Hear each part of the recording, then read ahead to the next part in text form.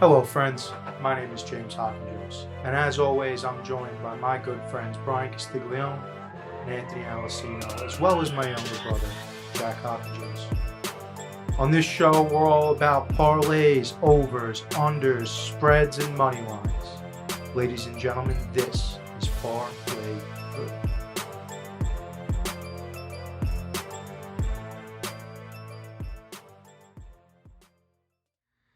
What's up, everybody, and welcome back to the Parlay-Vous podcast. We got Brian, we got Jack, we got Jimmy, we got at-home Alessino via the Zoom.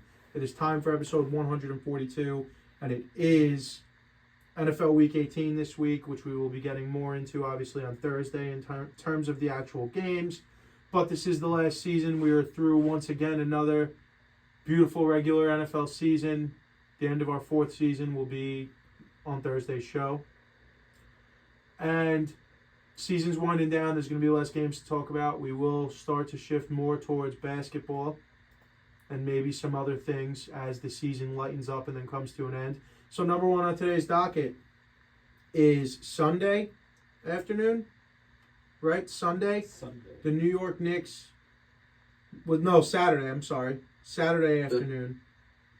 Saturday afternoon, the New York Knicks made what some people are calling a blockbuster trade involving the Knicks and the Toronto Raptors, who they've honestly been in an ongoing lawsuit with for about the last 10 years or so. So they haven't made a trade since 2013 with them, with Andrea Bargnani. And the lawsuit might be 7 years old, a little less than that. It's involving employees that worked for the team that worked for the Knicks, now works for the Raptors, right, basically? Yeah. So that's really neither here nor there. Point is, it's the first deal they've made with this lawsuit still ongoing. The deal is very simple. The New York Knicks send R.J. Barrett, Emmanuel Quickley, and a future second-round pick. And the Knicks receive... You're correct, by the way. He was shaking his head, yes, that's why I kept going. The Knicks receive Malachi Flynn, Precious Achiuwa, and OG Anunoby. All NBA, second team all defense last year, led the NBA in steals last season. Tremendous two-way player who right away last night fit right in with this group of players. And you called me screaming when the trade happened. He texted the group chat screaming his fucking head off about it. And I said two things right away. The first thing I said was this has got to be move number one in a multiple-part plan here. I don't think this is the big move that they think is going to put them over the top. So settle down until at least the trade deadline before we get all fucking mad about it. And with that point, I also said that I hated the Jalen Brunson deal when they signed him, and that's worked out tremendously so far. So I'm not going to pass judgment on anything until I've seen it play to fruition on the court.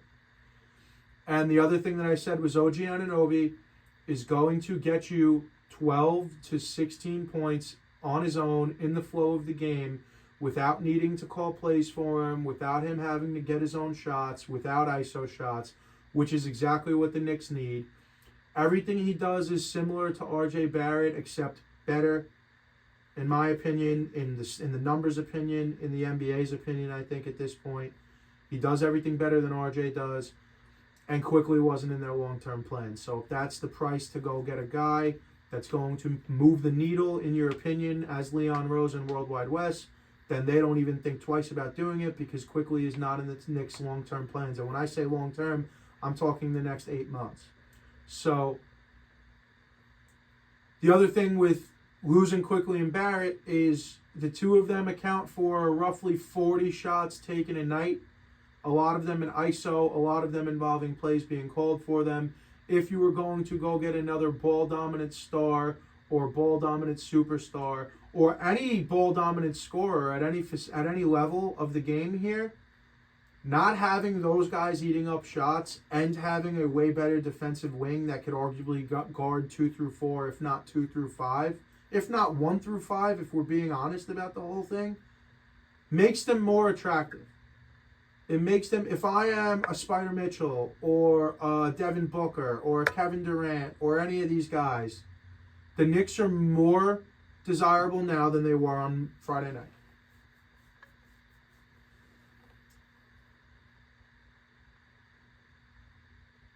You falling asleep over there? You want me to go? Well, I mean, There's Yeah. 4 people in the room, and you want me to go? I mean, I'm not going to go. I was looking at you. I was passing the baton. Do you not want to go? Right. Let's hear your piece No. on it. I think I agree with what you said. I think they're more desirable now. I think at first it's like that gut, that knee-jerk reaction, I guess we'll call it, or you're just like, what the fuck? But I think it is the right move. If you watch them play with OG, I mean, it's amazing how many points he got from backdoor cuts and just finishing plays, just filling holes, literally just filling holes, like just driving from the weak side when Brunson, drove the opposite way, and just being there, like it's absurd, and it really goes to show you that if Barrett did that, that man would score 25 a game. Like it just didn't make sense to me how many dunks OG had on just crashing. Wild. And yeah, we know he's at 1 through 5. It is 1 through 5. Defending is 1 through 5. And I think you're right. Him being desirable, I think that a guy like Devin Booker, knowing that if he comes, just say, if he were to get there by trade or by otherwise, like Donovan Mitchell waiting to Gotta free be agency. trade. Booker's under deal for 4 more years. Well, I'm saying any star like of his caliber, they know that when they show up, if they're not required to guard the best player on the floor offensively on a nightly basis, it changes things for them. And as it stands right now, I'm trying to think. Yeah, basically as it stands right now, like they play the Celtics, let's just say. I'm pretty sure, I could be wrong, but I'm pretty sure Josh Hart and OG guard Brown and Tatum. I'm pretty sure you never have to touch either of those guys. As a top flight scorer in the NBA, to avoid those guys is absolutely tremendous. You know what I mean? It's like one of those things where, yeah, it's incredibly desirable. And they got money off the books. They got RJ's contract off the books. So let's just say this all goes to shit. But they just signed him. They got RJ's contract off the books that they just gave to him 5 months ago. Yeah. Well, you know what? You would think that, I don't want to say that he regressed, but like you'd think that the progression wouldn't have stopped. And it totally did. And it was one of those things where, because I was a huge RJ supporter, so it was one of those things where like this year, I felt comfortable not having him on the floor in the fourth quarter.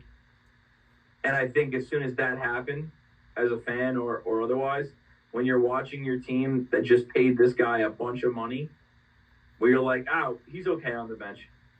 To which prior years, I'd be like, what's the matter with Tom Thibodeau? Like, you need this guy out here in closing time. And now I'm like, I almost would rather Josh Hart out there. And quickly, like that, when you say that, then you know, all right, maybe this ain't for me. You know what I mean? Because guess what? I was watching that game, and I saw the game get close against the Timberwolves. And you know what I said to me? I said to myself, where's OG? Hopefully he's in the game. And he was. He was closing the game out a day after getting the playbook. I know he fouled out with 4 minutes left, but he played 38 minutes, 35 minutes. He was electric. You know what I'm saying? Like, immediate impact on both sides for the entire game. And so I think Precious is going to help out as well. I don't think Malachi Flynn's going to get that much run, but I think he's a good depth piece in case they ever ran into injury. And I think the biggest thing about this whole thing is Evan Fournier. Evan Fournier is going to be the entire piece to the rest of the season. Because I just can't imagine him not getting moved. He's owed $18.2 million a year for this season and one more. Dejounte Murray is also owed $18.2. So if you look at some of the stars or some of these guys who may or may not be available, it kind of lines up. Their salaries kind of line up with what Evan Fournier is making. And I'll tell you right now, if Dejounte Murray If the deal was Jericho Sims, Quentin Grimes, Evan Fournier, and 2 first-round picks for Deontay Murray and Clint Capella, I mean, you run to that. I'd do whatever I could do to get Clint Capella involved in that trade if that's the direction the Knicks want to go. I would add an extra pick, top 3 protected. I would not heavily protect the pick. I would do whatever I had to do to get Clint Capella on my team, because then you're right. Another part, the under the radar part of this trade was Precious Achiuwa, because the Knicks lost Mitch Robinson. It was originally 3 months. Surgery went bad. Now he's out for the year. So now we have Ihart and Taj Gibson backing him up. They're not big enough. They need more bigs. They need more size. I know Precious isn't tremendously huge, but he plays big. Yeah. And he's an effort guy. He's one of these new bigs that's like kind of small but does a little bit of everything. Protects the rim, rebounds, can shoot a little Does he bit. go about 6'9"? Just about, yeah. He's a solid guy. I like him. I think he's going to do really well in the Knicks. I think he might be the starter. If Taj is getting major minutes down the stretch here of the season, or let's just say after the trade deadline, they're not a serious team. No, it's a problem to have 37-year-old Taj Gibson out there, who was a career small power forward, as your backup center. Yeah. I know the league's smaller these days, but first of all, just get through the East. To get through the East, you got to get through Joel Embiid, Clint Capella's on the Hawks, whatever that might be. You got to get through Orlando. That's got a couple of solid big guys over there. You got to get through fucking Cleveland, who's got Mobley and I forget. Jared Allen. Right, Jared Allen. There's bigs. I mean, even in Boston, like, they're not deep, but they're big enough. You got Kristaps and Horford you got to worry about in Boston. There's bigs. We're almost there where, in life and in sports, and eventually all trends come back, right? And we're almost back. It's a different big man, but we're almost back in the era of the center in basketball, I believe. It's not the way it was 25 years ago. It's a different big guy. But there's more bigs now than there have been Jack's entire fucking life. Jack's whole viewing life, this is the first time centers have been relevant. We've had a 3-time MVP that's a center. We have another guy who was the runner-up for 2 years and was last year's MVP that's a center.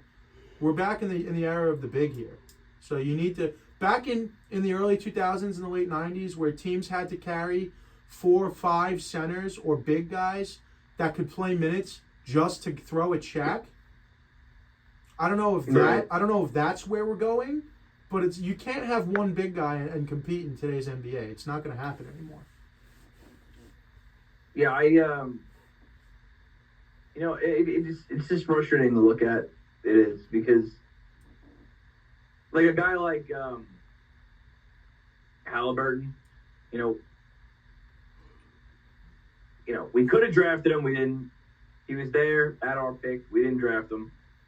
Mistake. And then they go and they make him available, and mum's the word, and he gets moved, and now this man's dropping 23 assists and no turnovers on a fucking fairly consistent basis, and it's kind of disgusting.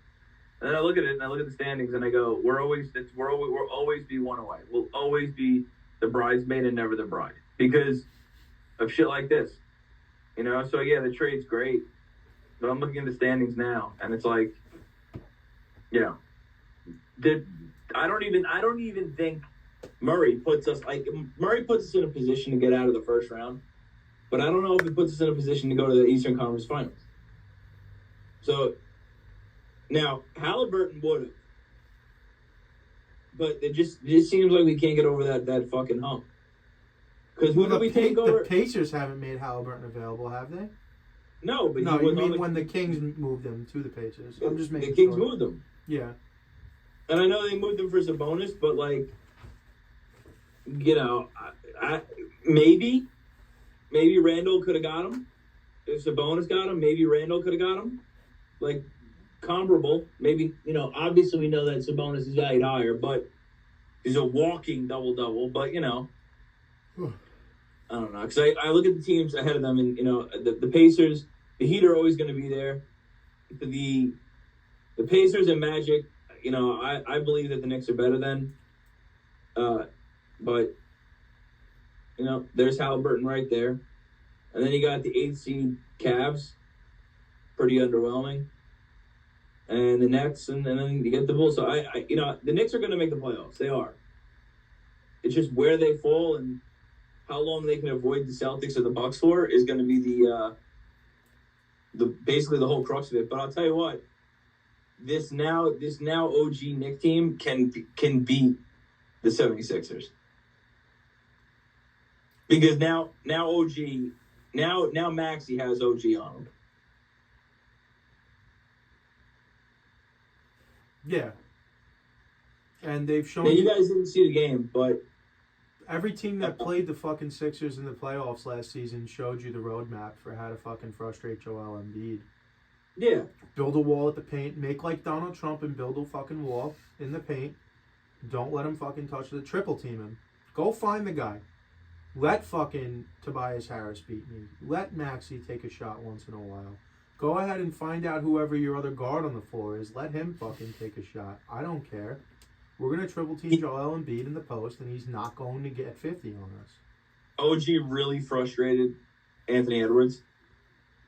And, it was evident. The announcers were even like, this is the difference. We're watching it. And I think it's going to play. I think it's going to go a long way. I do. So do I hate the trade? No. Do I love the trade? Remains to be seen. But in a vacuum, just involving the deal, grade both teams. It's a B+ to the Raptors. They get a young guy that they can spend money on, and they get a homegrown guy who's Canadian. They got their schmuck insurance, I'll call it now. Because if Siakam goes next for a trade, right, and says I want out, and they are only able to get a young core back, a couple of young players and a bunch of picks back, well, Scotty Barnes, Emmanuel Quickly, R.J. Barrett is a good start to a rebuild. And then you got all those picks that you probably acquired. So it's a little bit of insurance because no matter what, they're protected. They're selling jerseys no matter what. And it's if Siakam leaves, it's very easy to tell RJ, go get 30 a night. Let's see if you could be a guy. It's easy to shoot. You know what I mean? It's easy to allocate shots. So yeah, if he can score 25, 26 points a game, RJ, off 30 shots, and it could be inefficient as hell, it'll look like a good deal for Toronto. You know what I mean? So that's how I feel. I think regardless. For the Knicks, I'm gonna give it a B right now because the pick means nothing. I think both OG and Precious helped a legitimate right now need. And it's all going to depend on what happens. What else they do before. Like you said, I don't think this is the last move. I heard rumblings that a rival an anonymous. You want to stay anonymous? Rival executive said Julius Randle will be on the move within the next 3 weeks. So, not sure who you require. All right, so you're moving a lot of pieces. I don't know what's the return for Randle if you plan on being competitive. But, you know what I mean? I don't know. That's the only thing. So I'm going to give it a B now because if there's more moves to be made, well, who is it for? Randall honestly feels like a third team jumps in. Give me a couple of picks to take on Randall's contract. We're gonna put him in the deal to make the salary work, but that's what he feels like to me. He feels like a third team that's going to employ the 2015 Sixers method of give me all your bad contracts and attach picks to it, and we'll do business with you. Yeah, but who's the guy? I don't know. To me, I still think I still think the guy is Spider, and I still think they can make. I think a deal can be made without moving Randall. I think a deal gets made with Fournier's expiring contract and picks, and then also maybe a guy. I know they just re-signed him, Deuce McBride, one of those guards, because there's still, if you're bringing in a guard, they're still heavy at guard, which is part of the reason that made this trade not as bad as you. I say the Raptors get a C, if not C+, because it feels like they made a deal for the sake of making a deal. Like, oh, we got this all NBA defensive guy. He's on a fucking expiring. He's probably gonna walk because we're ass, and we just want to get rid of him for the sake of him not walking away for nothing. But you could have dragged this thing out with the Knicks of all franchises. You for sure could have dragged this thing out until the deadline and probably increased the value, because a guy like OG Anunoby is probably gonna play. He's 26 now. He probably plays close to 10 more years because defense don't quit and shooting don't quit. So a guy like that probably plays 10 more years, and he's probably involved in many more of these trades along the rest of his career here, because there's always going to be a need for a guy like Anunoby. So I felt like they kind of just, oh, well, we'd be happy with this, so go ahead. And it was like the way the deal went down is like the deadline was Saturday at 4 p.m., and it was the only phone call they got for 3 weeks. That's the way I felt in the deal. So, remember, in the offseason, they said OG was worth Toronto said that they were gauging offers on him and that he was worth at least 2 first-round picks. Yes.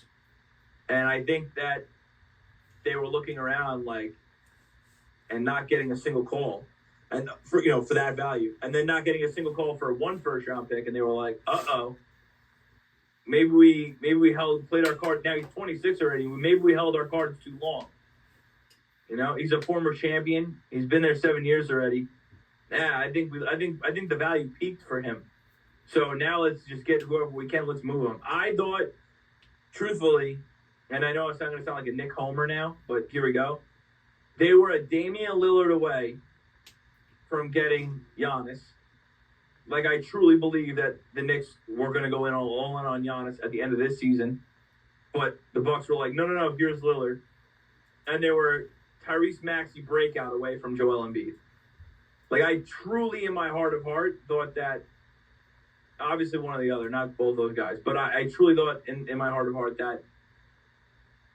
that Maxey wasn't going to break out like this, and Embiid was going to request a trade, and he was going to be a Knick. Embiid was going to be a Knick, and that was how they were going to do it, because of Brunson, whatever, Barrett, whatever. So if you want to take it now, with a grain of salt, if you want to take it now, Brunson, OG, Embiid, with Josh Hart still there, I'm assuming Randall's got to go in the deal, is probably enough to compete for the Eastern Conference Championship. Probably. Still a small squad. But, so... Yeah. Let me finish there. For the Knicks, I really do think it's an A. I think it's an A- on the Knicks. The Knicks, they improved the starting 2-3 position with OG Anunoby is head over heels better than RJ Barrett right now, and probably for the rest of both of their careers. I'm ready to say that OG Anunoby right now is probably RJ Barrett's ceiling, where he's already at. 1. So I think they improved that position. OG Anunoby better than RJ Barrett.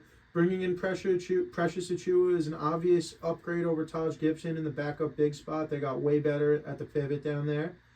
And then I think Emmanuel Quickly, it's an addition by subtraction thing. This team is loaded at the shooting guard, specifically its shooters.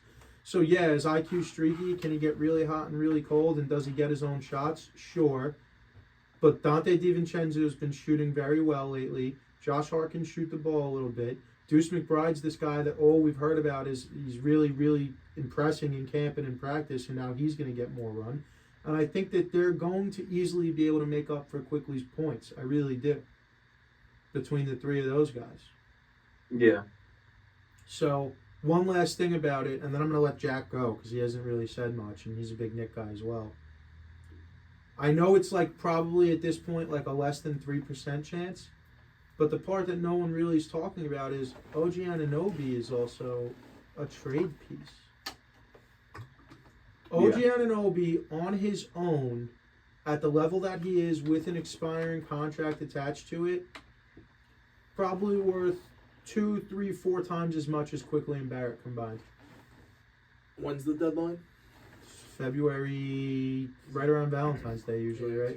Yeah, I think the first week of February. Yeah. I'll confirm it right now. It's probably 4 or 5 weeks away. I don't think you can trade him by the deadline. I think there's a restriction on that. On players that you just traded for? I think so. I think it's like 30 days. No, I don't think that. so, because you see all the time. Well, it's the 30, 60, 90. You see all the time guys get traded. I mean, if you want to look that up. I'll look it up for you. You see all the time guys will get traded 2 days before the deadline and then get shipped back out at the deadline. February 8th. February 8th is the deadline, so I was 7 days off. 8 days, 6 days off. So it's roughly 3.5 weeks, right? 3.5 weeks away. Like a month. 4.5 weeks.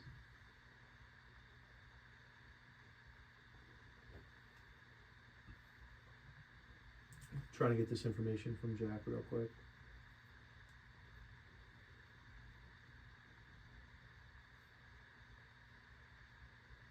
It's really firing away over there on the iPhone.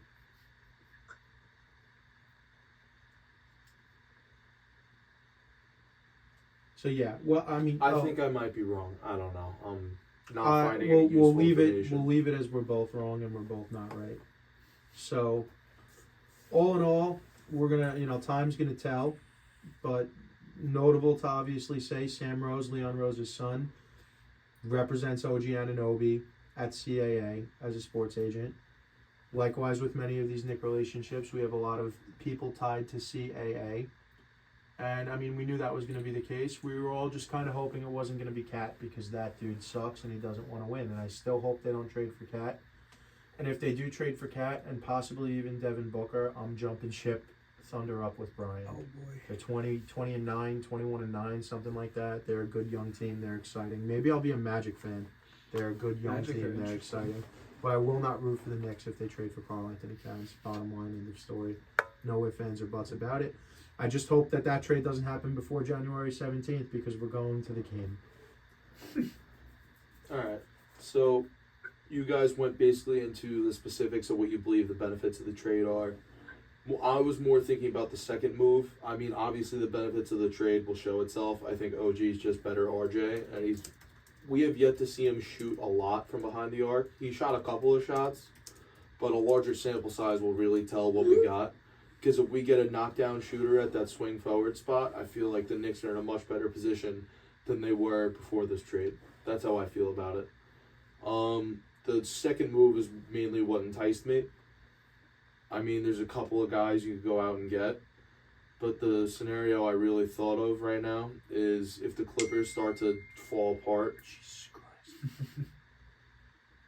You're good. If the Clippers are full. So if the Clippers start to fall apart, I think they're going to try and just say fuck it and move along. I think obviously Spider's still the number one option if you can go and get him. I don't like the package we're going to have to give up for that. But I thought about a Randall trade, and I thought if the Clippers start to tank, Randall for Paul George, attach two picks to it. Maybe even send Evan Fournier and another guy, go get Terrence Mann as well. That's a situation I thought of. Can you run that back for me one more time? They trade. Run Knicks it back trade for me. Randall, Fournier, 2 firsts for George, Terrence Mann, and I think a pick back, like a second. I don't hate the idea or the concept. The only thing, and I know it doesn't necessarily mean much, but look at what Paul George has already been traded for in his career. It cost 7 ones to get him out of OKC and into fucking, right? Or no, it was the... To get him to OKC, I think get it was him- 7 ones. No, it was like 7 ones plus SGA plus some to get him from OKC Oh, yeah. to the yeah. Clippers, and the Clippers did that because they knew it meant they got Kawhi too. And then I can't remember what it cost to get him to Oklahoma City in the first place. Was that? He might have been a free agent. I don't think he was a free agent.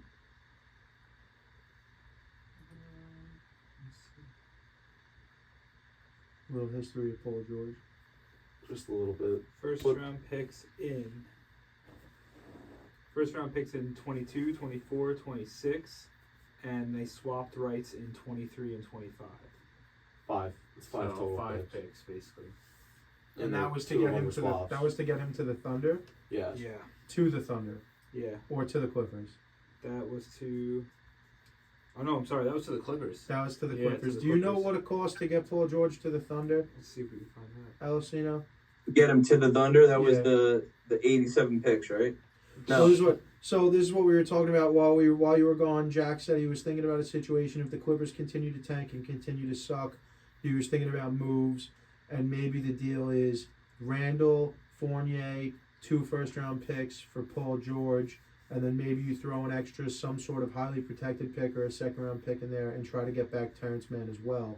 And I said you're onto something. I don't necessarily hate it. The thing is, you got, whether it matters or not, Paul George has already went for fucking like 15 picks across 2 different trades. So is that going to matter to the Clippers? They're also in 4th place. Yeah, I said this is like a trade deadline move. This is if they just start sucking again. Oh, Someone okay, goes all right. down, Kawhi stops playing, Harden plays like shit, See, which is something that happens consistently between these guys. again, 100%. And it's ever since this is the first year with the new rules with the 62 games to be eligible, and Kawhi has missed 1 game all year, right? Yeah. Yep. It's amazing what that guy does when he fucking gets on the court. Can we just? You want my realistic trade target? You really want him? Is it DeMar? Nope. Well, I said that before, but another really realistic trade target. Yeah. If I were the Knicks, what I would do is I would go and sign Nerlens Noel. He's a free agent right now. Or I would go and inquire about the Bulls' backup, Andre Drummond. Try to get him for peanuts. Solve the center issue. Cut Taj Gibson. Thanks. And I would go trade for Jordan Clarkson. Wow, you're not the first person I've heard say that. Really? Yeah, I've heard that. But I've heard that on Twitter or somewhere. I saw someone say that. Because if you look at the standings, they're cooked. They're fried. The Jazz are in 12. It ain't happening. He's a scorer. He can create his own shot. He's perfect. He's lanky. And he's not going to require... Like, that's the type of guy they need. Like a poor man's Brandon Ingram. Like, that's who you got to go get without having to give up a Randall and acquiring someone like that. Here's another guy. You guys are going to be like, oh, no way. Klay Thompson. I don't feel as good about Klay Thompson. Yeah, they're in fucking 11th place. How much could he really cost? How much could he really cost on an expiring contract? Is it just the organization owes Klay? Owes him what? Owes him the opportunity to go win? I mean, I guess it depends on how you're going to look at it, right? Because the lineup of Brunson, Klay, OG, Randall, and I don't give a fuck who you run out there at center, wins. They win They win a lot of fucking games. And Klay might not be the old Klay, but DiVincenzo, Grimes, Hart off the bench. That team is way better than everybody thinks. Like, that team's a pretty deep team. And you got guys who have won championships in Klay and OG. And when they get to the playoffs, and even Brunson, because Brunson's game bred. Let's just be honest. And when they get to the playoffs, Randall can't just go fucking, 0 for 18 in the first half against the fucking Miami Heat and just totally collapse. They won't let them. Klay won't let them. Klay's the guy who will have the one playoff game that he drops 42, and you're like, damn, there he is. Good old Klay. Just saying, that team's an Eastern Conference Finals team. The shot creation is still the issue for me. So I'd rather probably Jordan Clarkson over Klay. I don't disagree, but No, yeah, I'm one or the other. But I'm saying, like, even I defensively. still think the Knicks need a shot creator. Clarkson will go create his own shot. I said Clarkson. Klay I said won't. DeMar DeRozan. I agree And with DeMar too. I'm saying Klay. I don't hate it. DeMar DeRozan would be the most, like, Knicks fans would be like, oh my God, it's happening. Like, oh my God, we're putting together a team that actually wants to compete. Like, this is all of the sudden a team that wants to. They should unretire 10. Fuck Walt Clyde. Dude, yeah, right. long term booking. All right, DeMar ain't it. But like short term, I don't know, dude. Fucking Eastern Conference semis, the 76ers as they stand right now versus the Knicks, and the Knicks lineup is Brunson. Let's just say, let's go Brunson, OG, DeMar, Randall, and Ihart. Woo! Them boys are And then you favorites, got all dude. that defense and shooting off the bench. Yeah. Them boys are favorites to win. Here's another problem with the Knicks. Who's the backup point guard? Don't know.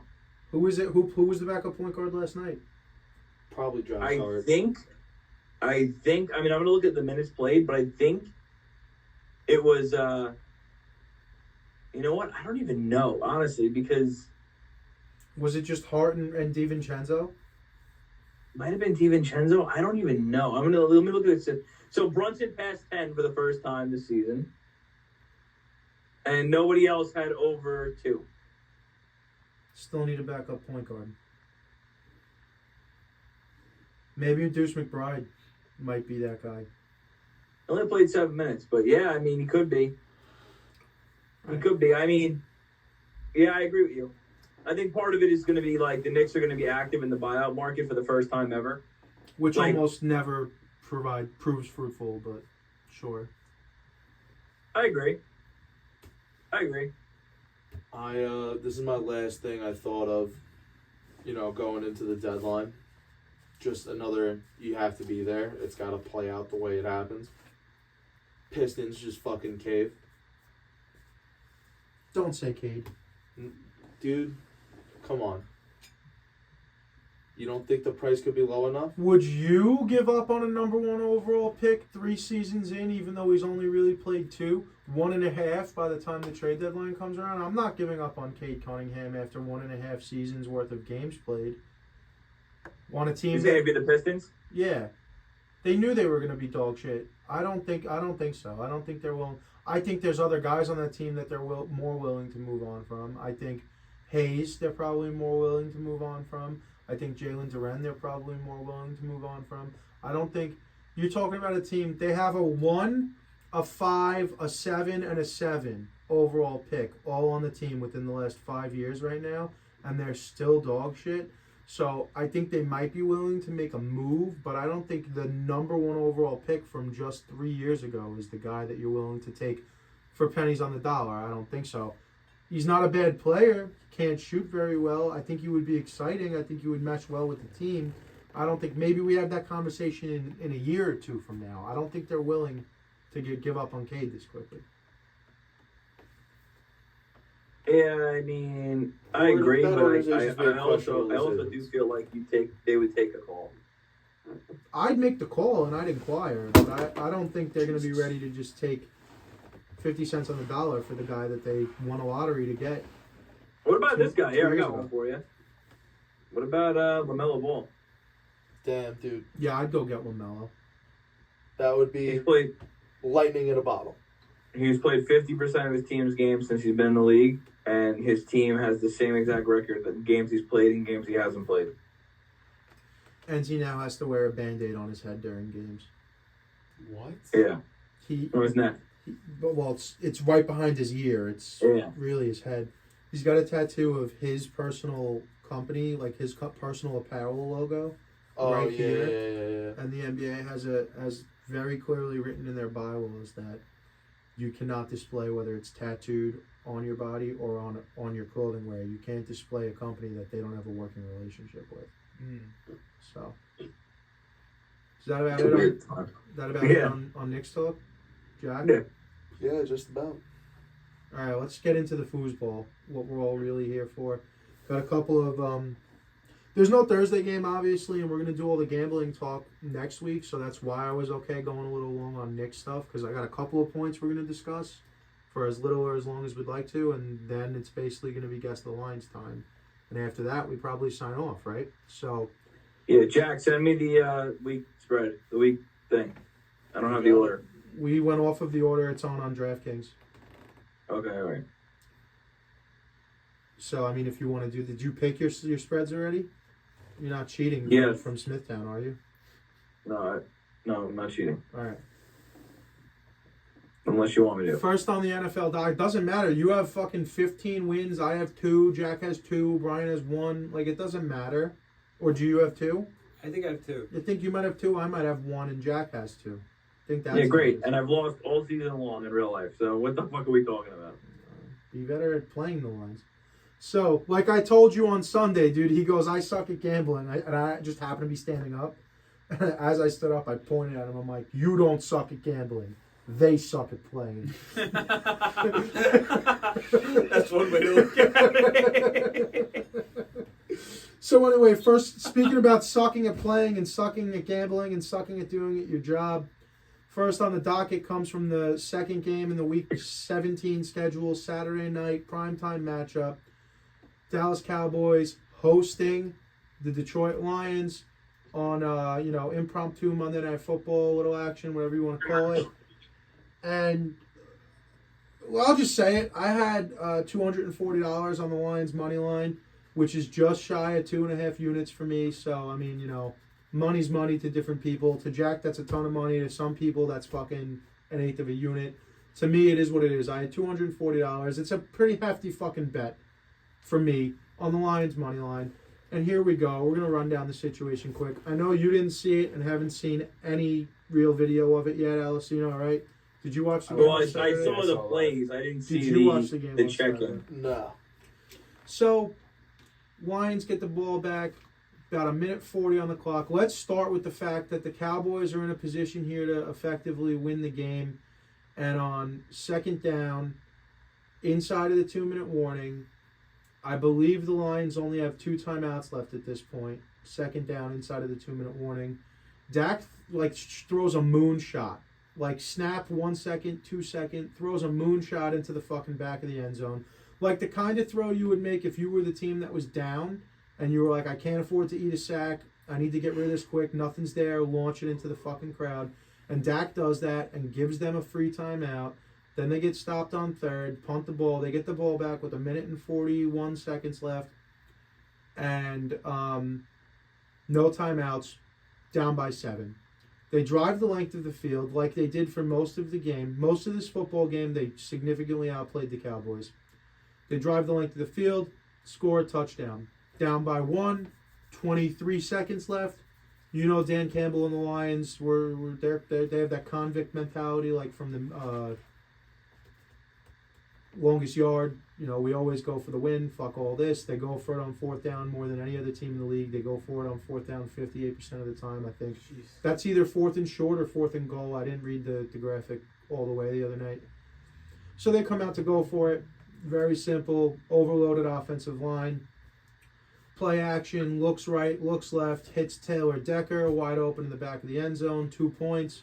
Jim just won a pretty big bet. Lions just won the game and have the opportunity still to go for the 1 seed in the NFC and get home field the entire way. Taylor Decker fucking runs off to the side of the field. They're celebrating with everyone. Real late flag comes out, and they call illegal touching. Flag super fucking late. So that's the first thing that pissed me off is how late the flag was. And then they come in, okay, it's illegal touching, this and that. 68 didn't report as eligible. 4th and 7, we come back out. Now you think 4th and 7, let's just kick it and go to overtime. We've outplayed the shit out of this team. Nah, Dan Campbell sticks to his guns. 4th and 7, we're going for it again. Snap the ball, interception. Micah Parsons was offsides. 4th and 2, one more time. They run another similar, play. I don't know if it was play action, but it was, that kind of action where a guy's going misdirect one way, a guy's going towards a pylon the other way. Goff just flat out misses the guy. If he put it in his hands, he would have walked in. They wind up losing by 1. Now, this pisses me off for a couple of reasons, and only the smallest one of them is really the fact that I had a small financial stake in the game. Right away on Sunday morning, the NFL comes out and says, now this officiating crew is the same crew that botched the Marquez Valdez-Scantling no PI call, and they botched something else earlier in the year, which I can't remember exactly what. NFL comes out and says this officiating crew is suspended from postseason. They will not be allowed to officiate a postseason game or the Super Bowl. They're out. So that is effectively, right, the NFL saying that we blew this. The refs blew this. They should have lost this. The Cowboys should have lost this game and the Lions should have won. So number one, with gambling being as heavily fucking advertised and a well-known thing throughout the nation as it is now, I'm always going to think about gambling. I'm always going to go right to Did this ref have the Cowboys? Did what's going on here right away? Because it's not the first time this year we've seen some nonsense that makes you think the league might be fixed, right? It's coming into question now more than ever. Yeah. Then there's video footage where you see Jared Goff in the huddle grab Taylor Decker and point to the ref and send him to the ref. Yeah. Taylor Decker walks over to the ref, does the fucking report eligible motion, walks back to the sideline. Now, I did see an angle from a different broadcast because you can't hear inside the stadium in the American broadcast. It was like an Asian broadcast of some sort where you hear the ref go on the loudspeaker. Number 70 has reported eligible. Number 70 isn't Taylor Decker. Taylor Decker's number 68. And then people were making a claim that if you look, Decker runs over to the ref, and as Decker's running over to the ref's facing Decker. Number 70 runs behind the ref. And they're like, oh, well, the Lions were trying to confuse the Cowboys, and they inadvertently confused the refs instead. No. That's a crazy claim. Unacceptable, because I forget the exact game, but there is a clear situation that I saw today on Twitter, I forgot what game it was, where 3 separate linemen were talking to the ref at the same time, and only one of them reported eligible, and they got it right. So I don't want to hear that the ref fucking confused the two. Now let's take it a step further and make it worse. In pregame, coaches have a dialogue with the referees about how is this thing going to be called, yada, yada, yada, whatever. Dan Campbell explicitly laid out to the referees exactly what was going to happen on one particular play, and it was that play. He rolled out the entire situation for them. If we need to go for 2 late in the game, this is the situation, this is the formation. Taylor, number 68, is going to be the tackle eligible. He's going to come up to you and report. Dan Campbell couldn't have been any more clear with the refs about what was going to happen. Taylor Decker, Jared Goff couldn't be any more clear on the field, what they were trying to do. All of the players executed the play phenomenally. The refs just fucking blew it. They made it about themselves. And I think it's a bad look, especially when it's the same crew 3 times in a row. And now, I'm not 3 times in a row, 3 times in one season. And now I'm going to make a decree. I'm calling for full-time officials in the NFL. I don't want doctors or lawyers or fucking people who do this shit part-time. Get me guys that go from the time they're 20 years old. That or D1 Power 5 football or better is your minimum requirement. If you didn't play D1 Power 5 football or better, you're not even allowed. Or you got to go to school for fucking 8 years. And you got to start at JUCO and work your way up. Because I'm tired of this shit. Now, Hockley's a bad example because he was really good for most of his career. But then his son, where does Son come from? He's been around for a bit. I know, but where did he ref anywhere before he got to the NFL? I don't know. Yeah. So I don't want to come at baby Hockley like this. But it's a known fact that Ed Hockley is a fucking prosecuting attorney. That's his career. That's his job. And a lot of these refs, if you don't know, now you know. A lot of the NFL refs are doctors, lawyers. There was one guy a couple years ago, I don't know if you guys remember, he was a teacher, right? And it was a big deal where his job was because he just wouldn't come to work on days he had to go work for the NFL. Do you guys remember this? No. If you're an NFL official, you should not have another day job from August to fucking February. Shouldn't be allowed. Now the floor is your guys to discuss it. I've said all I got to say on the Lions-Cowboys debacle. No, I mean, I agree. I also think it's a huge statement that the NFL was like, we're just going to demote them. Right off the bat, just no questions asked. They're not even going to get into the playoffs. We're not even going to let it happen. You know, there's a lot of times I feel like where the NFL will bail out the refs, even if it is a bad call, they'll still kind of bail them out to kind of protect the product. So it's interesting for them to just immediately be like, we're not even going to let this happen in the playoffs. Yeah, 3 times in a season, especially when the first game was with the Chiefs, high market team right now. So NFL is definitely not loving that. And then the second one is in your only Saturday game on New Year's Eve weekend, 8 o'clock primetime. You do have a nice matchup in the Lions-Cowboys, and this is how it ends. So, yeah, I don't know. What do you think? Well, Hockley, he, played football at Pitzer College. And worked his first NFL season in 2014 as a side judge. He worked as an official in Pac-12 Conference, Arena Football Leagues, and the Arena Bowl. He first worked as a head referee in 2017 in a preseason game and during the 2022 NFL Divisional Playoff Series between the Buccaneers and the Rams. He gave Tom Brady his first unsportsmanlike conduct penalty of Brady's entire career. What a little fact. So he did have some Pac-12 experience, but... Right, but so first NFL job officiating in any capacity, 2014. 3 years later, he's a head ref. I have a problem with that. I'm not going to defend it. Take it up on me. I don't care. No, it's an interesting point because, like, kind of like what I was saying about like the product. Why wouldn't you have more vetted people? It's a $1 billion like corporation, or a business rather, and you run a whole day of the week for 4 months out of the year, even indirectly. Like, so yeah, it is surprising they don't have something a little bit more set up. We had this conversation how many years ago when the refs fucking went on strike, right? And we had the replacement referees, and it was a debacle, and we saw just how bad the refereeing was. But we've really been having this. Was the replacement refs the same year as the Fail Mary with Golden Tate? I think that's how it got set off. Yeah, that's how it got ended. That's how it set off. Yeah, that's how it ended, right? Yeah. Because we finally had to see something better. So we've been talking about poor officiating for a decade now. It feels like. And it hasn't gotten better, and as of late, it seems like it's gotten worse. Now, some of the player safety shit, fine, I get it. Players' health is always going to be important to a degree, and some of that shit is wishy-washy. With the turnover stuff, let every play out. Because how many fucking scoop and scores, pick sixes, whatever the case may be, get completely thrown off the board because it was ruled down beforehand. And then we go back and look at it like, oh, well, it's your ball at your own 35. Yeah. That shit shouldn't happen either. But this isn't going to be a whole show of me just burning the referees at the stake. But this is a $1 billion industry. Sports gambling alone is a $1 billion industry. Like the Detroit Lions are a $1 billion industry probably. They're a $500 million fucking corporation, the Detroit Lions, and you just fuck them, okay? Because now I don't think it would have mattered giving the San Fran win on Sunday. I think San Fran would have locked it up regardless. But had the Lions won and moved to 12-4, they still would have had a puncher's chance. And you took that away from them. Yeah. And Roger Goodell, in his contract, has the right to overturn the result of a game. I saw that. And instead of coming back and banning the refs, you should have taken the win away from the Cowboys. I'm sorry. That's how I feel about it. That would have raised hell.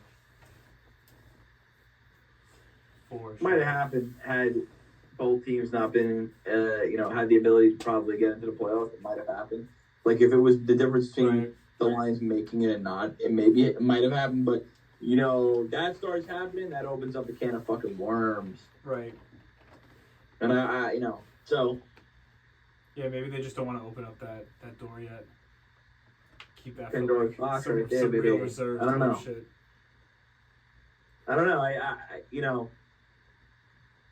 make it reviewable.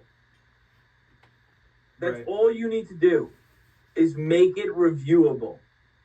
Well, that's dicey because you really can't make it reviewable because it's the ref's judgment. You're reviewing the ref's judgment. And ultimately, we need to be fair to the Cowboys as well, right? Because the whole point that you have to report an ineligible player, an eligible offensive lineman, is so the Cowboys know who's going out in the pattern and who they have to defend. So from the minute that they said number 70 is declared eligible, we opened a can of worms that couldn't be fixed, really. That's part of the problem. It's not for the sake of the refs and because it's like part of, a rule, like, oh, this guy's rule. It's ultimately so everyone on the field understands this guy who is normally not an eligible player is eligible. So he might just block and be an extra tackle, but you need to be aware that he's an eligible player. Because not everyone's fucking looking at the swing tackle and like, oh, I got to guard him. Mm-hmm. But I won't, the Cowboys were aware that he was there. There were 3 guys in the area. They just were assuming it was a dummy route from what I saw on film. And I've watched the film a lot now.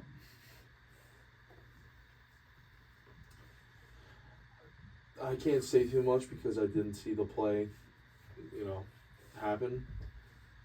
It's a tough one, dude. I can't have an opinion on it because it's one of those things where there's so many different angles of attack of what's happening and what's not happening.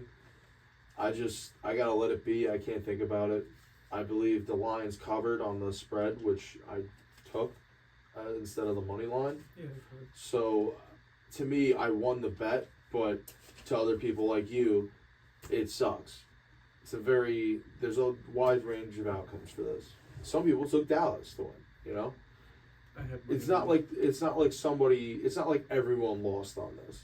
You No, know? but so it's like how I opened this segment. Like, the fact that I gambled on the Lions and I lost my bet is like, if there's 10 reasons I have a problem with this, it's number 10. You know, it's about the integrity of the fucking game. It's about fucking giving everybody, the fans a fair shake, the players a fair shake, the owners a fair shake. And when it's one of the only people that has a direct impact on the game that is directly employed by the National Football League, it can't just be a Sunday morning, oopsie poopsie. Yeah. Whoops, look what we did. I dropped the chili. Get it? It's funny because I dropped the chili and now it's a mess. What are we going to do to clean it up? Bad look. That's my point. Anything else? Do you wanna... All right. Anything else, Alessino? I dropped the chili. No, That's a reference to how bad The Office is. I know, but we weren't sure. The Office sucks. The Office is just as bad as a sitcom as the refs were on Saturday night. Let's keep it moving. Those are fighting words for some people. In more under the radar, I know Brian's a fan. I'm not a big enough fan to get mad. I like the driving at home point is what made it funny. In more under the radar news that happened today, a couple of hours ago, in terms of personnel, the New York Jets and Dalvin Cook have officially parted ways. He was an active DMP last week for the first time in his career, never really got it started. I think part of that had to do with Aaron Rodgers never showing up. Part of it probably didn't. Point now is that he's free to go play with any playoff team that he would like. I guess one of the question is, does he wind up on a playoff squad? One, and then the follow-up would be, where would you want to see him go? Buffalo. They got Lenny. Playoff Lenny. Yeah, they still have playoff Lenny on their roster. I spoke to Nick about this morning. Yeah, he's on the Bills. Yeah, he's been on the Bills. They activated him like 2 weeks ago. Yeah. Has he played a single snap? Playoff Lenny. Yes, he's played. Oh, did he? Like 4 snaps last week and 4 carries last week and 2 the week before. Yeah, so there you go. Winding up on a playoff team. I spoke to Nick about this, and shout out Nick. He says Cowboys or Ravens. Now Ravens would be interesting, for sure. That seems to be an easy fit for Dalvin too. For him to just slide onto the Ravens at the end of the year. Yeah. Fall into a ring. What was the other team? The Cowboys? Yeah. I don't know. My bet is nobody. You don't think anyone signs him? Nope. I don't think you're right about that. Yeah, I feel like someone will definitely take a shot on him. I don't think you're right about that. I think somebody for sure, brings him in and sees what he's all about. Whether or not he plays playoff snaps or is on an active roster on the day of a playoff game, that's more up in the air for me. I don't think there's a way he doesn't get brought in for workouts and possibly signed somewhere. Problem with the Ravens is I think more of the same deal that where he was with the Jets. I think the Cowboys probably do make a lot of sense because Tony Pollard, like we all said last year with the Zeke leaving being imminent, that a lot of people in the Cowboys organization were concerned about Pollard losing his pop after 18 to 20 touches, and we've seen a lot of that this year. I mean, is there a greater historical battle than Tony Pollard versus the goal line? It really is. I mean, an advantage goal line, by the way. The goal line's winning this war right now. So, I mean, yeah, when you got Deuce Vaughn out there and Tony Pollard, and those are really your only options, I think Cook is probably, I'd at least give him a call and bring him down and see what's up. I mean, yeah, I hear you. Out of the, I think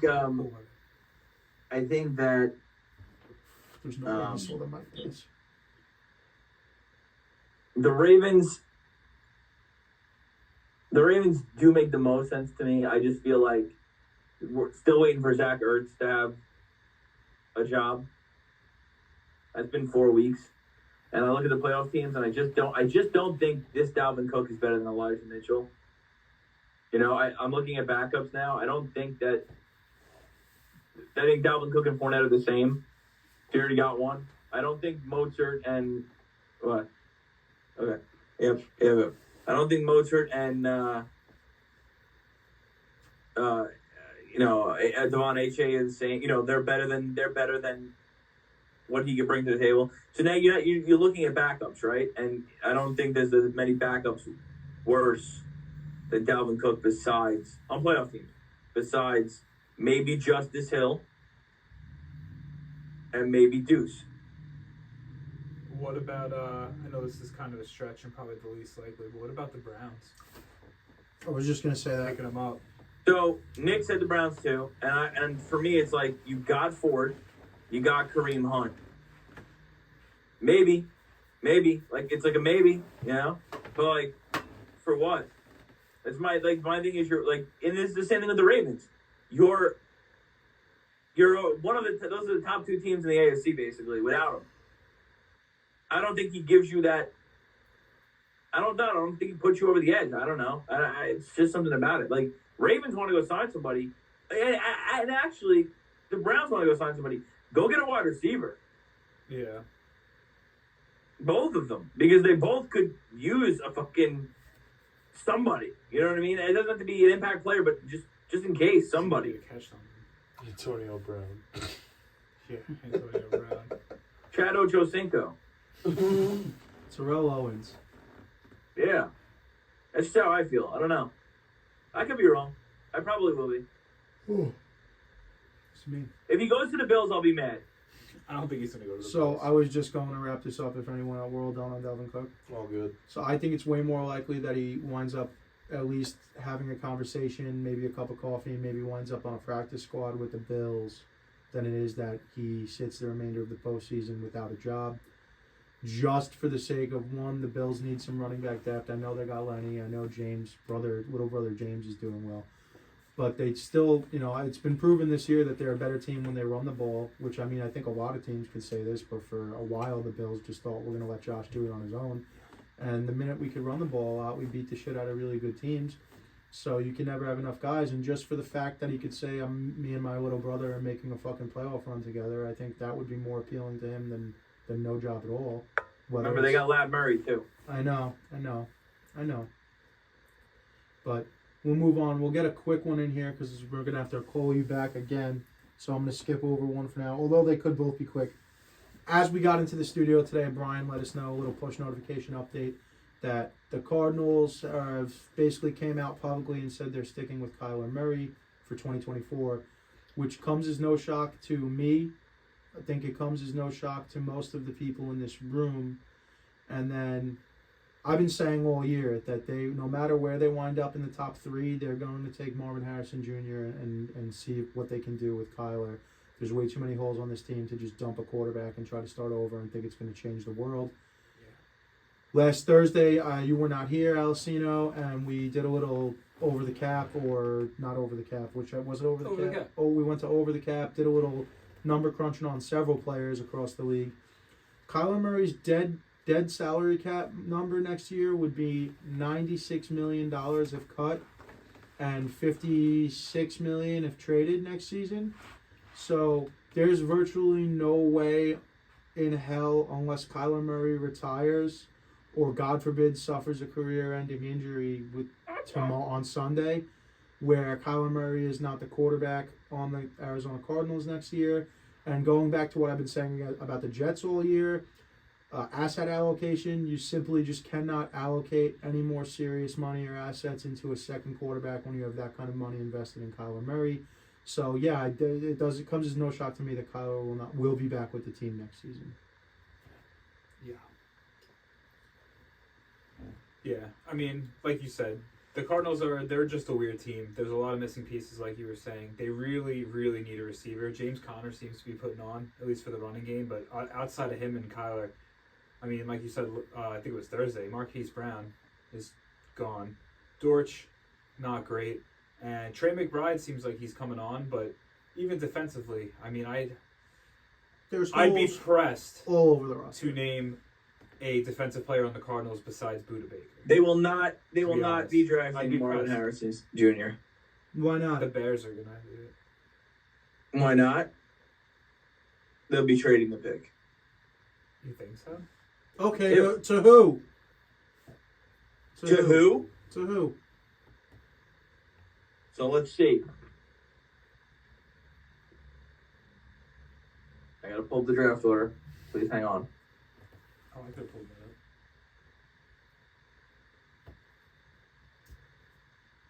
It goes I got it. It's I got it. Carolina, Washington, New England, Arizona.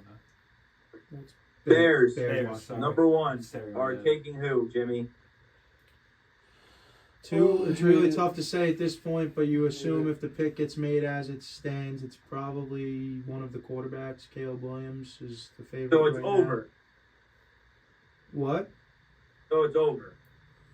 I mean, so that's how it seems right now. I don't necessarily think it's necessarily over for Justin Fields. I think there is a world where someone comes calling with a massive treasure chest to get up there to number one to take whichever quarterback winds up being that guy there. I saw a couple of rumors on Twitter. I wish I could remember who exactly I saw tweet it. That, how about this for a wild situation? You go ahead and hire Michigan Wolverine head coach Jim Harbaugh to be the new head football coach of the Chicago Bears.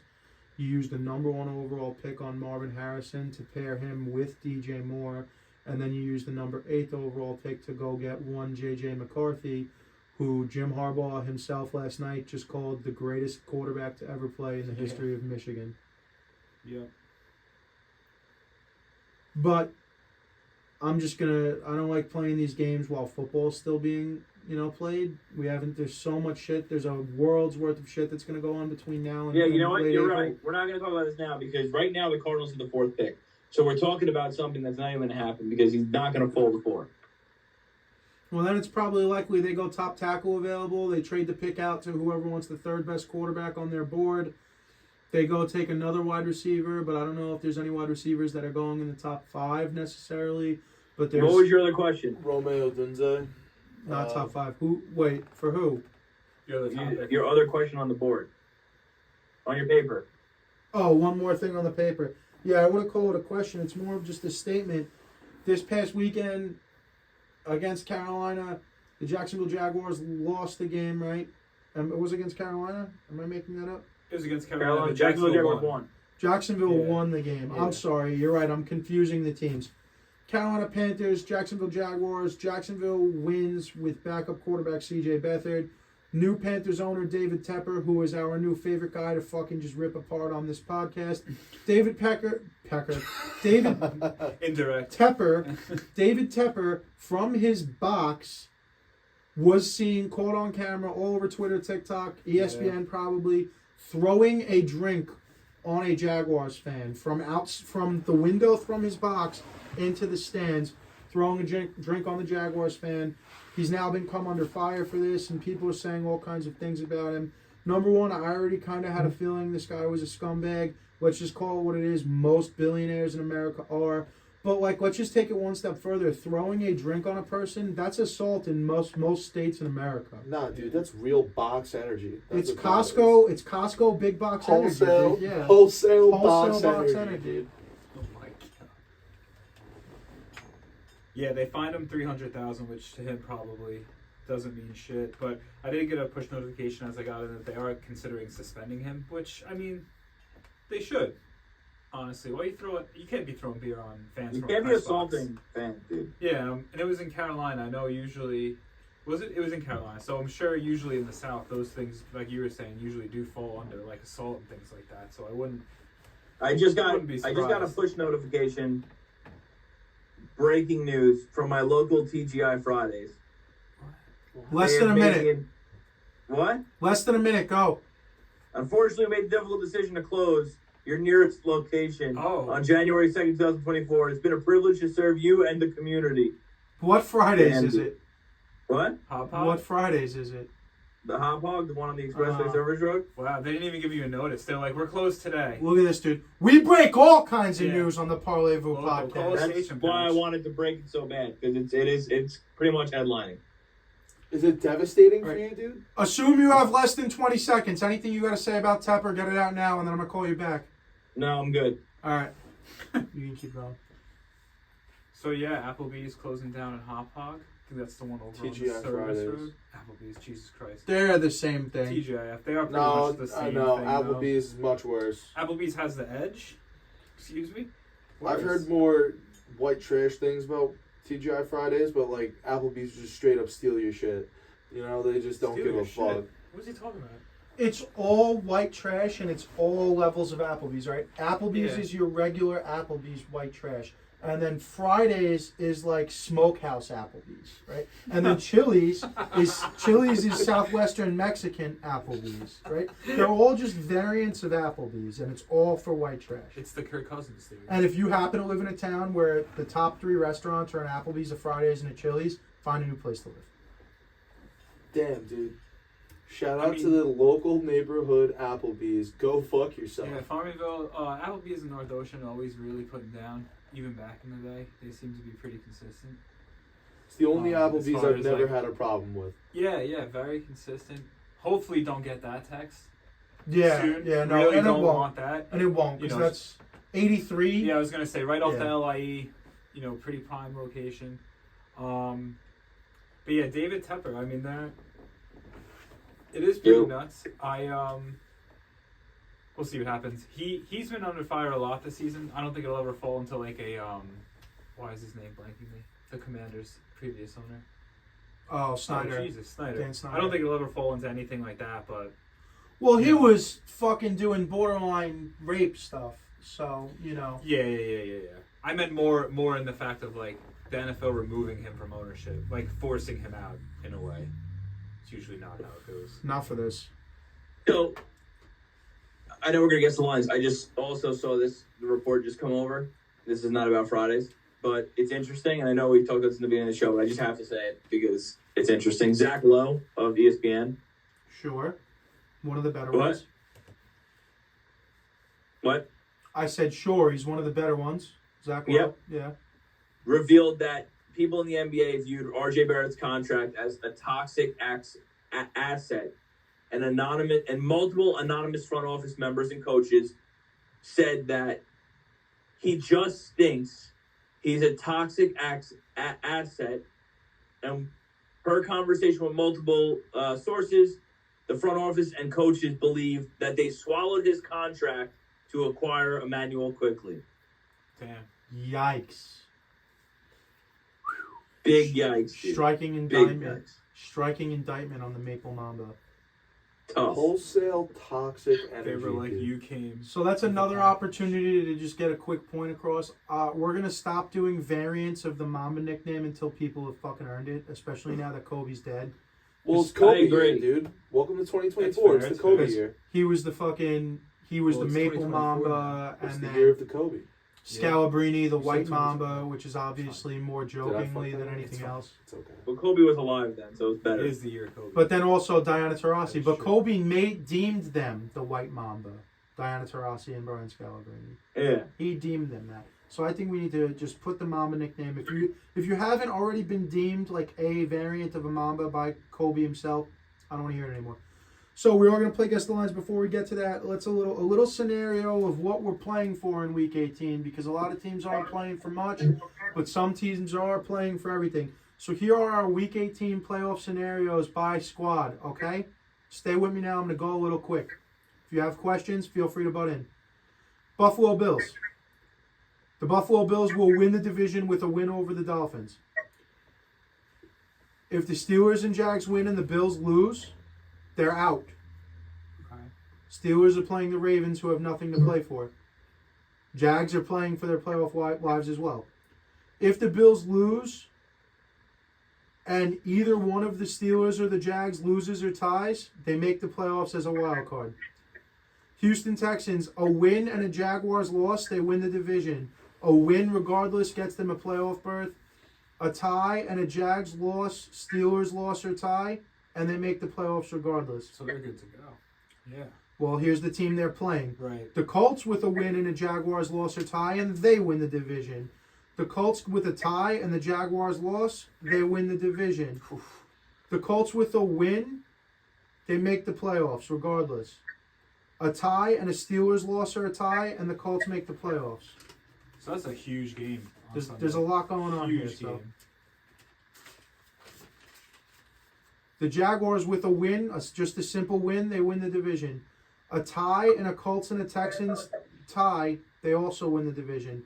A tie and a Steelers loss or tie, and they make the playoffs regardless. Dolphins with a win or a tie, they win the division. They've already clinched the playoff spot. Steelers with a win and a Bills loss, they go to the playoffs. So these are all to get into the playoffs because the Steelers cannot win the division.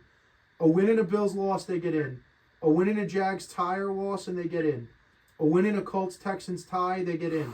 A win and a Jaguars loss and a Colts-Texans no tie, they get in. A win and a Jaguars loss, a Broncos win, and a Colts-Texans no tie, they also get in. Falcons win and a Bucks loss, they win the division. Cowboys win, they win the division. Tie and an Eagles tie, they win the division. Eagles loss, they win the division. Packers, a W gets them into the playoffs. A tie and a Seattle tie or a loss, and a New Orleans tie and a loss, and they get a playoff berth. I'm sorry, Packers won't win the division. They'll get in the playoffs. A tie and a Seattle loss and a Bucks loss, they get in the playoffs. A tie, a Seattle tie, and a Bucks loss or tie, they get in the playoffs. Regardless of the outcome of their game, a Minnesota loss or tie plus a Seattle loss plus a Bucks loss gets them in the playoffs, as well as a Minnesota loss or tie, Seattle loss, and New Orleans Saints loss gets them in the playoffs. So the Packers are going to be watching TV.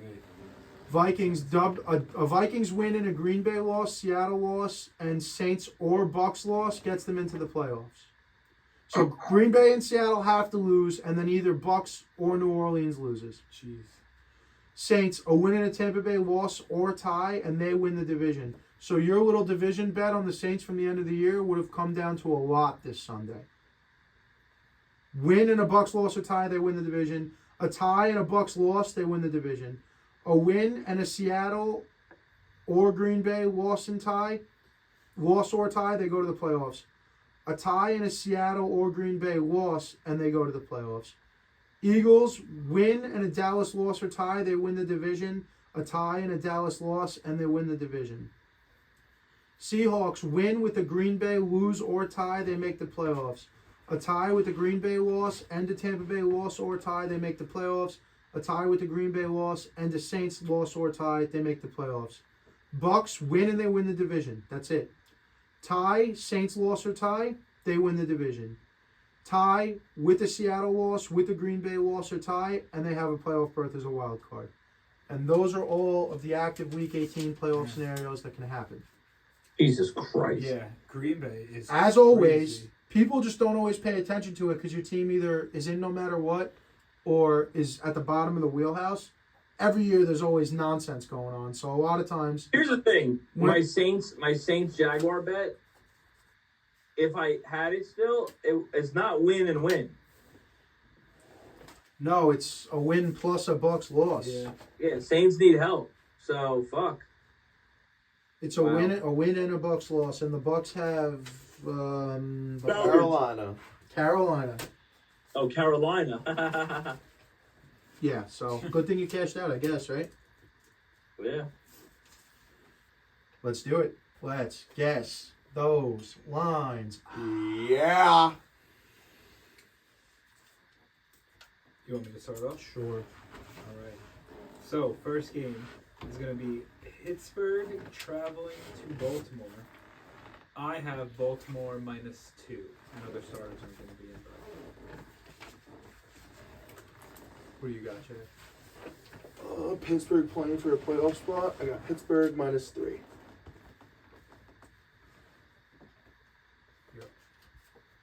Yeah, given that Baltimore has legitimately nothing to play for here, they've already locked up home field advantage throughout. I went Pitt -1.5. Yeah. Pitt -2.5. Pitt -2.5. That was my bad. No, you're good.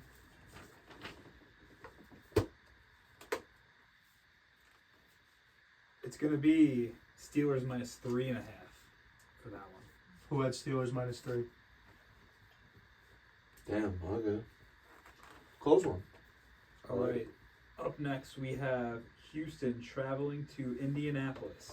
I have Houston -3.5. Wait, say the game again. What is it?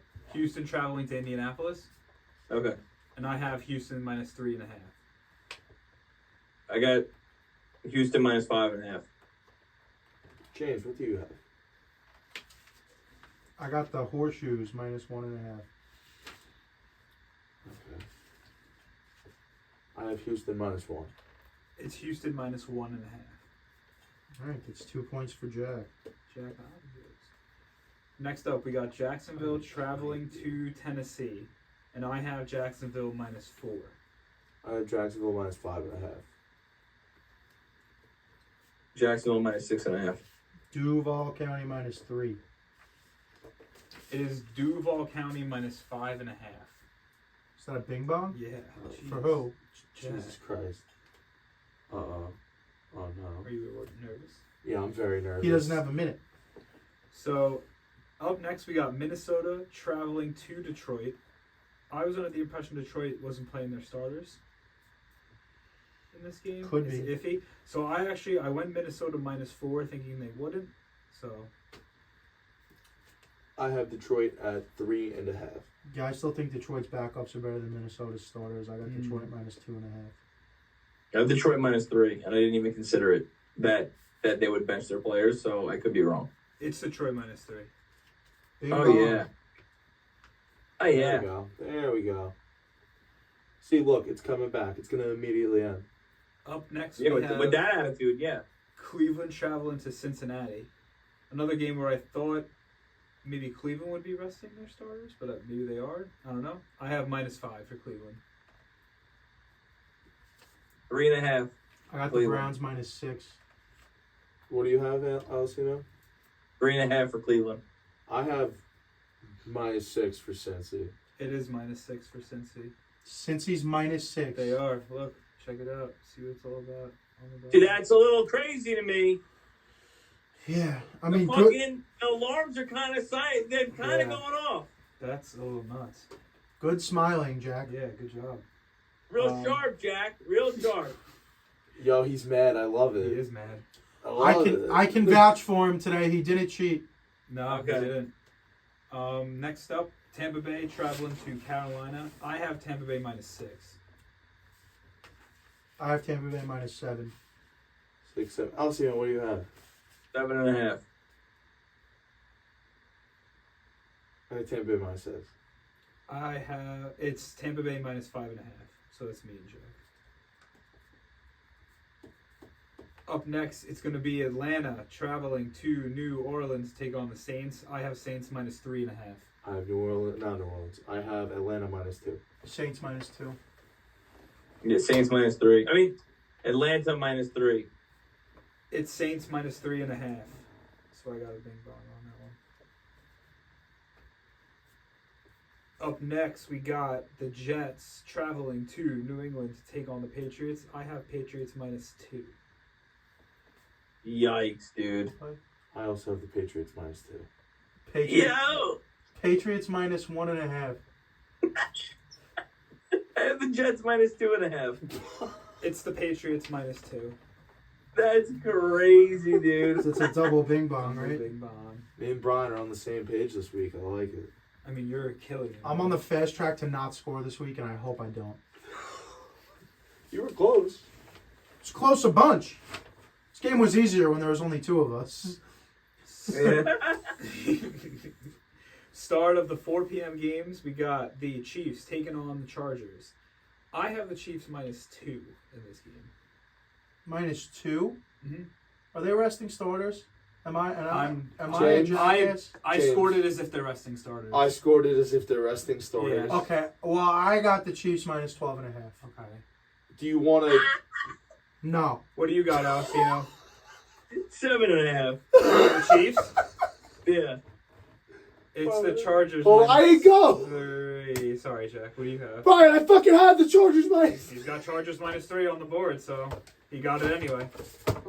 Nah. I'm doing the rest of this under protest. I'm telling you right now. Good call, Jack. Damn. Jimmy, I was like, give him a I'm field doing goal. the rest of bench this some under people. protest. I've He's never mad, called dude. a protest We watched him, We watched him dude. do it. I wrote out the Nah, sheets. I think he was in the truck today at work, fucking pulling up fucking spreads. Oh Nah. my god, bro!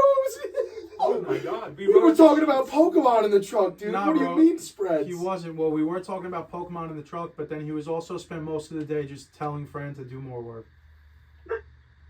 Go ahead. I'm under protest. I'm gonna stay with it. I don't care about losing. I just don't understand how he's hitting them. Hold on, You have Brian, 11 points. Brian has 5. Alcino has 2, and I have none. Start thinking about what you're going to spend your minute on. Yeah, Okay? Because I don't want you to win. Would you like to read my spreads? No, I believe trust you. I did it. I don't want you to win and get the last regular season winner's circle of the year and then be like, well, I've been playing Just go Pokemon a lot lately. for a minute. So start thinking now. All right. Jesus. Up next are those left. We got Chicago traveling over to Green Bay for the NFL's most historic game. I have Green Bay minus 4.5. I got Pack Attack. Green Bay minus 4. I also have Green Bay minus 4.5, so me and Brian on the same page. Green Bay minus 3. It's Green Bay minus 3. Good shit. All right. Up next, we have Denver traveling to Vegas to take on the Raiders. I have the Raiders minus 2.5 in this one. Raiders minus 2. I have the Raiders minus 4. What game was it? Denver versus traveling to Vegas. The dog won't shut the fuck up. Well, hit him. No, Broncos. Whoa! What do Whoa! we got? Hold on. Broncos minus what? 2.5. It's Raiders minus 2.5. So I big bombed. She's fucking sitting in the driveway when she got home from work, so I can't fucking. He's barking. Go ahead. All right, we got Philly traveling to Jet Life to take on the Giants. I have Philadelphia minus 9.5. I have Philly minus 8. the Birds minus 13. 11.5. It's the Eagles minus 5.5. So who got it? I suck. Who got it? Jack? Jack got it. Bing bong or no? No, minus 8. No, we were all high, but damn, I didn't think it'd be that low. Up next, we got Seattle traveling to Arizona to take on the Cardinals. I have the Seattle Seahawks minus 5. I have Arizona minus 1. I have Seattle minus 4.5. So naturally, it's going to be 5. Seattle minus 6. It's Seattle minus 2.5. No, he picked I have Arizona. minus 1 on Arizona. I get it. You wouldn't get I that don't either. even want it. All right. Up next, we have the Rams. The Rams traveling to San Francisco to take on the Niners. I have the Rams minus 4. Are the Rams playing for a spot? I got a little lost in translation. No, with the scenarios. Rams didn't clinch yet. I think they're in. I think the Rams clinched it. Yeah, they're in. Yeah, I think they're in. Which is why I have the Niners minus 3.5. So is this? I also have the Niners minus 3.5. I guess this is the sit bowl. We're both sitting. Probably. All right. I have the Rams minus 5. I mean, Jesus Christ, the 49ers minus 5. Cool. It's the Niners minus 3.5. Good job. Good job, James. Thanks, man. Well, you know, hold on. There's 2 games left, and now I have something to play for. 'Cause Yeah, he does. the score is Jack has fucking 14, Brian has 7, Alessino, you have 4, and I have 3. So now it's just a battle to not be in last. You didn't give a fuck about being last? If you're not first, you're last, Ricky Bobby. 2 more games on the slot to decide it all. Up next, we have Dallas traveling to Washington to take on the C-Words. I have Dallas minus 6.5. I also have Dallas minus 6.5. See, you guys messed up because the division's on the line here and the Commanders suck ass. I have the Cowboys minus 13.5. 13.5? 8.5. It's minus 13. Whoa! Yep. Suck Is that a bing bong? dick, no. We had 13.5, but it was close. Last game, Buffalo traveling to Miami for the primetime game of the year. I have Buffalo -2. Buffalo Parados. You go first. Buffalo -3. Wow, I'm zigging when everyone else zags. Are you get Pete's in the French fry? Fins up -2.5. It is Bills -3. So I bing bonged it. He bing bonged it. So I left you in the dust. Settle down.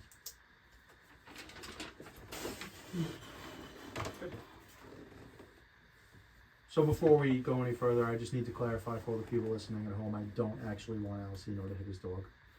I am a dog lover myself. I've owned dogs my whole life. I would never actually seriously call I someone want to to an also animal. clarify I did not hit my dog. I mean, we know. That's We all good. watch But no, he's not barking now, so So maybe Valentina hit him. In which it's case, kind of weird. you It should comes get off divorced. weird. So, for his third or fourth time of the year, third time, it seems like we don't have an official Good. stat keeper, but for the third time of the year, it is brought to you by Stay Thirsty Company. Drop the OY and focus on you. It is the winner's circle. Jack, we're going to put a minute on the clock. You say whatever you want. Now, this is the last one of the regular season for season 4 of Parlay-Vous. There will be guess the lines throughout the playoffs. Obviously, there will be less games. So maybe there isn't a winner's circle. This could be the last one until fucking September. The clock will start when you start talking. The clock will start when you Don't start start talking. it yet. Ready? I'll snap into it. All right, let's go. So, because of lack of content during the year on this subject, I'm going to bring to you my fantasy football championship run. It's an aspect of football. So, the boys, my team went as follows in the championship round. Dak Prescott, Saquon Barkley, Devon Achane, Rashee Rice, Puka Nacua, Trent McBride, Garrett Wilson, Brandon Ayuk, Indianapolis defense, and Jason Sanders, kicker for Miami. On the bench, we had Calvin Ridley, Keenan Allen, Miles Sanders, Dallas Goedert, Brian Robinson, Michael Carter, Damian Pierce. Team mainly drafted by myself, apart from the pickup of Puka Nacua, big part of the team. Went 9-5 on the season, went in as the 2 seed. In the championship round, I won by 50 points. Big star of the team was Achane and Ayuk. Ayuk went for 24, Achane went for 23, and then Dak kind of lit it up for me, had 20 as the quarterback. It was a fair fight until, Tony Pollard had his notorious battle at the end zone, and James Cook had his dud. Devontae Smith had nothing. And time. So I just have a question. I have an answer for you. As a man who's played 3 seasons of fantasy football and won 2 championships, what advice do you have for some novice players like myself? I would say it's all in the preparation. I think when you go into it, you gotta have more fun, and you gotta be a little dialed in, more so than, oh, it's fantasy football, we're playing for this, we're playing that. At the end of the day, you're playing for money of some kind. So in reality, it's a form of betting. So if you're good at something like daily fantasy, which I know, Brian, you're definitely into, if I feel like I'm good at fantasy, I'm going to go in. I'm going to put my resources. I'm going to put my time in. So in September and August, I'm looking at videos. I'm looking at my draft sheet. I'm adjusting my draft sheet. I printed out 2 draft sheets this year. I did my research. Oh, I go with no draft sheets. Dude. For That's You should at least print So one. 200, hold on. 200% the amount of draft sheets is obviously, maybe I'll bring one next year to my draft if I play. At least the top 50. Because I've taken part in live drafts with nothing. There's no computer. We're drafting on pen and paper, and I brought a can-do attitude. So,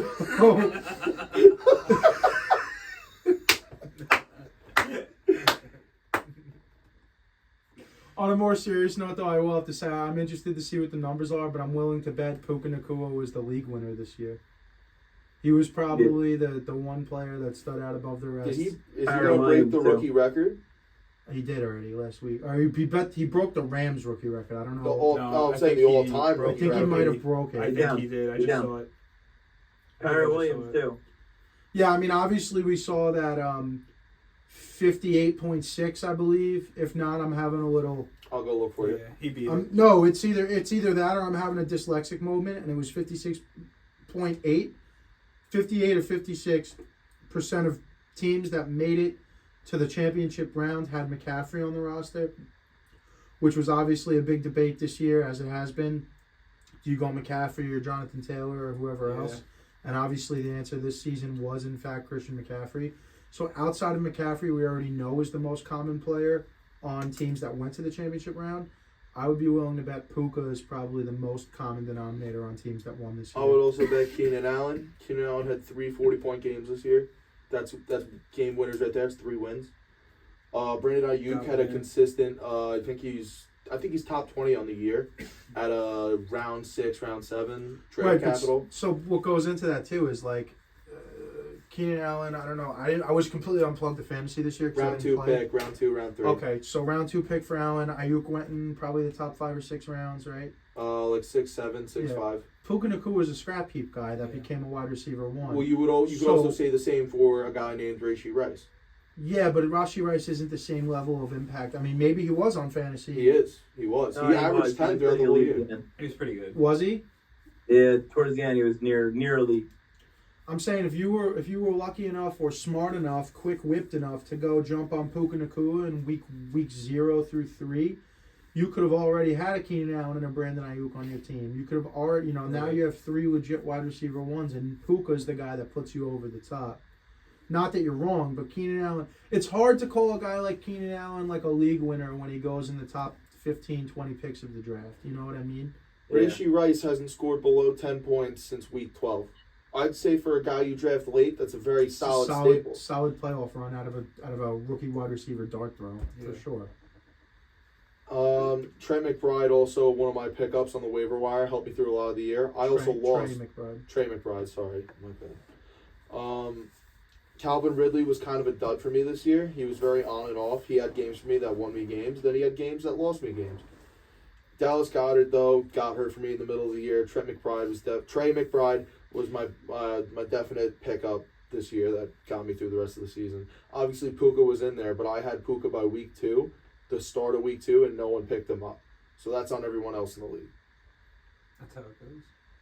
Yeah. Waivers already cleared. So this is what we were saying at work before about how come swim in a bigger pond, Come swim in a bigger pond. It's For, good. I don't with a want novice player like you. I don't want to piss on your fire or anything like that. I'm happy for you. I'm excited that you won 2 out of 3 years, and I'm excited that things are going well and you're having fun with something that I've had fun with for the last 25 years of my life, and it really does make me excited.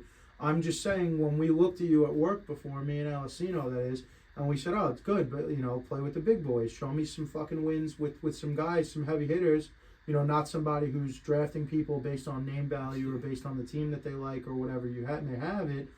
And, then show me a win in a league like that, and then I'll be really surprised and really happy for you. Because there's no way in any league I've played in the last 8, 9, 10 years, Puka Nacua would have cleared waiver wires unclaimed. Yeah, no. There's no shot, dude. No way. Somebody in his league, and I'm not going to name names because we're friends with all these people, but there's at least 3 people in his league that he plays with that we're not in that would have spent 80% of their fab in week 2 on him. Yeah. Right or wrong? I mean, yeah. I forgot I'm taking this. Yeah, no. This was our first year with fab too, so that was a factor in itself. But yeah, that did happen. I threw money around. My big fab mistake this year, while we're talking fantasy, I threw a lot of money on Charbonnet just to get him on the roster, thinking eventually the Seahawks would split, and I was about 3 weeks too early. And then by then he was gone. So that was my big whiff. But paid $33 and zeroed out my budget for Isaiah Likely when Mark Andrews went down, and it's been working out since then. Yeah. It worked out. So Brian, have you won any championships this year? yeah, I won this year. Nonchalant victory win. Yeah. Well, it was real quick, just quick analyzation of the team. I got no use out of Christian Watson. I don't think I started him all year. My most solid player, like dart throw, pickup, didn't know much about him. Figured we're gonna run it and see what happens. Rashad White, easily. And in the beginning, it wasn't looking so great. It really wasn't. And then I don't know what happened. Week 9, 10 hit, and he figured it out. Something happened. Also, Deebo Samuel having a way bigger year towards the end than I had anticipated, and I wound up scooping him up in the 6th round, which is Incredible. crazy. Yeah. Yeah, we were I remember I'll never forget the 6th round turned around, and I'm like, wait a minute. I feel like if I don't take him here, I'm doing myself a disservice, and it worked out fine. So yeah, pretty much it. Were you in championships this year? Wow. No. Yeah. Sometimes it'd be like that, but I did get the third pick in the consolation bracket for the Dynasty League. Nice. I got the second pick, so I'm happy. Nice. The future. Oh, there you go. Yeah. So we'll see what happens. Get Nick Chubb healthy. We'll see what happens. Yeah, we'll see. We'll see. Is your medical team working on that with him right now? We're rehabbing hard, Jim. And we're really not gonna give updates on him. We're just gonna keep hard, and we hope that we get him back to that RB1 status when the time does come. All right, well, that's good. There's Not no rushing further back. questions on that. All right. Okay. The guys, after my second championship, the guys in the locker room we're on an upbeat scale. Some of you guys were here for the first one. Some of you weren't. Yeah. We're all going to be most excited. We're all going to definitely, be excited about it together Oh, as a team, though. while we're talking about people, James Conner got 2 on my team. I had him last year too. So James Conner got 2, and Jalen Hurts got 2. So you see who my guys are. So the only thing the last 10 minutes or so of this show has told me is that next season I think we need to get right back into fantasy football on the show. And it wasn't because I wasn't playing that we just didn't cover it this year. We just It's a bulky subject. We Yeah, would have to find like a well, way I to mean, get it in. would ultimately just maybe we've changed really how we went about the show with the basic core elements staying every season, but we've added things and changed things every year. Yeah. Maybe we just do like the majority of the Tuesday show. We just talk fantasy. Well, it's tough to do it on a Tuesday, but Thursday's probably the better show. Yeah. I mean, we'll figure it out. I mean, 'Cause- I'm sure there's time to get to it on Thursdays. We spend too much time talking about Thursday Night Football anyway for a show that gets out the same time as the Thursday night Right. game kicks off. So I think we could work into it next year, especially Jack probably zooming in from Florida next season. I mean, yeah, probably. It'll be Prob- electric. Dude. Probably seems like you'll probably be zooming in from Florida next season, which is completely fine. We'll work on Zoom and get it running better for next year and see what we can do about it. And I don't know. I'm thinking Jack, you might be test with running for fantasy football. For Test once again. What do you mean test once again? I was originally. For fantasy? Yeah, 2 years ago. Yeah, well, you will be retest as our fantasy football We insider. retest. Coming to you live from Hollywood, Florida.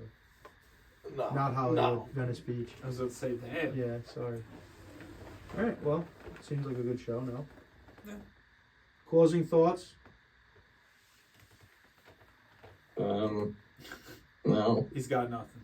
I thought this was gonna be a quick one today, and we're closing in on fucking like an hour and A lot 40 to minutes. cover, a lot to go over. So it's gonna be what it's gonna be. Once again, that's the show. Congratulations to Jack for both the championship in fantasy football and to Guess the Lines win this week. Congratulations to Brian for a fantasy football championship win. Congratulations to Alessino for obtaining the third pick. And congratulations to your boy for having the most fun playing fantasy football out of anyone in the room, because I didn't play, so every week it was It's fun. very I was true. gonna say It's very you true. had the most fun when you didn't. I didn't have any stress. Yeah. I I left work today and I was you're like, damn, right. I don't have to put in waivers tonight. But what I will tell you is, like, I thought maybe not playing fantasy football I'd be more locked in on my bets, and I've had a career awful year gambling. So Damn. it's losses all around. We're brought to you by State Thirsty Company, House of Havoc Podcasting, Dino Skate Park, and Justin's Chop Shop of West Hampton Beach. Peace out. Remember, stay hydrated. Stay tuned.